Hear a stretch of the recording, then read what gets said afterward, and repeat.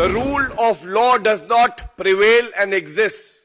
The law of the anarchic ruler, Mamata Banerjee, prevails. It will not be wrong to say that West Bengal has turned into a state where there is a government run by the rapist, of the rapist, for the rapist. मुख्यमंत्री को पीड़ित महिलाओं के साथ खड़ा होना था, पर वो टीएमसी के गुंडों के साथ, बलात्कारियों के साथ खड़ी होती है. This press conference highlights the lawlessness that prevails in the state of West Bengal, where it is clear to every citizen the rule of law does not prevail and exist. Rather, the law of the anarchic ruler, Mamata Banerjee, prevails. And when the perpetrator of crime happens to be a TMC goon, a constitutional position holder, the chief minister of the state, doesn't even care to uphold the dignity of the women of the state, the Hindu women especially, being targeted by goons of Shahjahan Sheikh, the absconder. सबसे पहला तथ्य जो आपके समक्ष पश्चिम बंगाल में ये कहना गलत नहीं होगा, आज वहां की जनता कह रही है, जंगल राज कैसा होता है?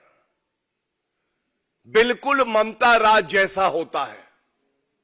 जंगल राज कैसा होता है? बिल्कुल ममता राज जैसा होता है. जहां पे पुलिस बल के शस्त्र तो झुक जाते हैं, महिलाओं के साथ बलात्कार होता है, जनजातीय समुदाय की महिलाओं को प्रताड़ित किया जाता है, लेकिन टीएमसी के गुंडों के पास अस्त्र शस्त्र होते हैं, बंदूकें होती हैं, महिलाओं पे रखी जाती है, उनको डराया जाता है और हिंदू महिलाओं को खासकर प्रताड़ित करके उनका शोषण किया जाता है, बलात्कार किया जाता है. It will not be wrong to say that West Bengal has turned into a state where there is a government run by the rapist, of the rapist, for the rapist. मैं पुनः कहूंगा, पश्चिम बंगाल आज वो प्रदेश है जो सरकार बलात्कारियों को संरक्षण दे, पुलिस को कमजोर करे, महिलाओं की गुहार लगे और एक महिला होने के नाते मुख्यमंत्री को पीड़ित महिलाओं के साथ खड़ा होना था, पर वो टीएमसी के गुंडों के साथ, बलात्कारियों के साथ खड़ी होती. शर्म से, लज्जा से सभी नागरिकों का सर झुक जाता है, लेकिन ममता बनर्जी के मुंह से एक शब्द नहीं निकलता है. संवैधानिक संस्थाएं अपना काम करें, यह सुनिश्चित करना भी मुख्यमंत्री की जिम्मेदारी है. मेरे हाथ में कलकत्ता उच्च न्यायालय का आदेश है और मैं आपके समक्ष इसे रखना चाहूंगा. यह करारा थप्पड़ है ममता बनर्जी के गाल पे. एक महिला होने के बावजूद आप दूसरी महिला का दर्द नहीं समझती हैं. मैं कुछ ना कहूंगी, लफ्ज लूंगी. कलकत्ता हाईकोर्ट ने 13 फरवरी 2024 यानी कल स्यू मोटो,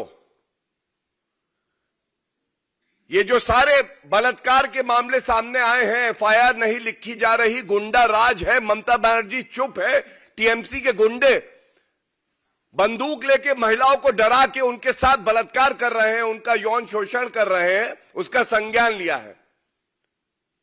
और कुछ अंश इस आदेश के आपके समक्ष बड़ी जिम्मेदारी से मैं रखता हूं.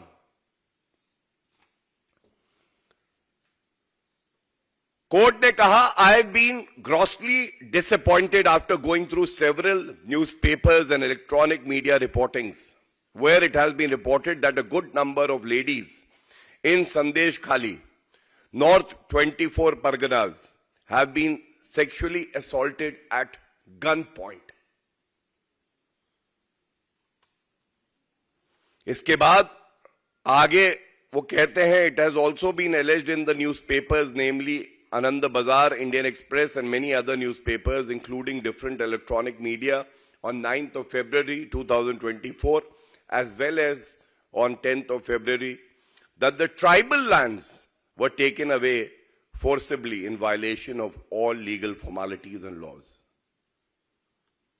हिंदू महिलाओं का शोषण, बलात्कार, और एक तरफ केंद्र की सरकार श्री नरेंद्र मोदी जी के नेतृत्व में जनजातीय समुदाय को मजबूत कर रही है, मुख्य धारा से जोड़ रही है, उनका सशक्तिकरण कर रही है, और दूसरी तरफ पश्चिम बंगाल में जबरन उनकी जमीनें छीनी जा रही हैं, वो भी गैर कानूनी ढंग से।